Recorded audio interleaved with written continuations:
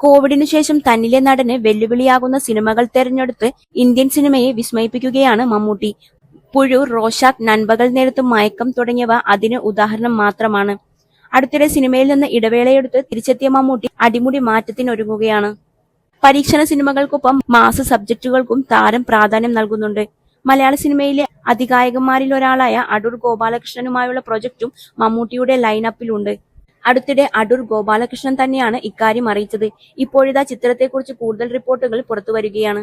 മലയാളത്തിലെ ക്ലാസിക് നോവലുകളിലൊന്നായ രണ്ടിടങ്ങഴിയെ ആസ്പദമാക്കിയാകും അടൂർ ഈ ചിത്രം ഒരുക്കുകയെന്നാണ് പുതിയ റിപ്പോർട്ട്. തകഴി ശിവശങ്കരപ്പിള്ളയുടെ മികച്ച നോവലുകളിലൊന്നാണ് രണ്ടിടങ്ങഴി. 1950കളിൽ കുട്ടനാട്ടിലെ കർഷകരുടെ ദുരിതം വരച്ചുകാട്ടിയ നോവലുകളിലൊന്നായിരുന്നു ഇത്.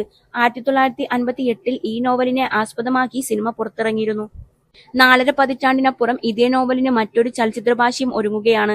നിലവിലെ സ്ക്രിപ്റ്റ് സെലക്ഷൻ വെച്ച് ക്രൂരനായ ജന്മിയുടെ കഥാപാത്രത്തെയാകും മമ്മൂട്ടി അവതരിപ്പിക്കുക. അഭിനയ ജീവിതത്തിലെ പുതിയ ഘട്ടത്തിൽ പ്രേക്ഷകരെ വീണ്ടും വിസ്മയിക്കാൻ തന്നെയാകും മമ്മൂട്ടിയുടെ തീരുമാനം.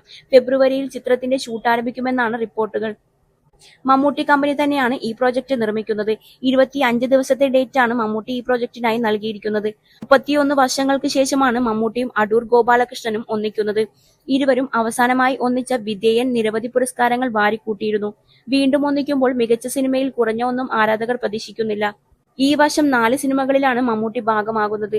മഹേഷ് നാരായണൻ സംവിധാനം ചെയ്യുന്ന പാട്രിയറ്റിന്റെ ഷൂട്ട് കഴിഞ്ഞ ദിവസം പൂർത്തിയായിരുന്നു. അടൂർ ഗോപാലകൃഷ്ണൻ ചിത്രം ഫെബ്രുവരിയിൽ പൂർത്തിയാകും. പിന്നാലെ ഖാലിദ് റഹ്മാനുമൊത്തുള്ള ബിഗ് ബഡ്ജറ്റ് ചിത്രത്തിലേക്ക് താരം കടക്കും.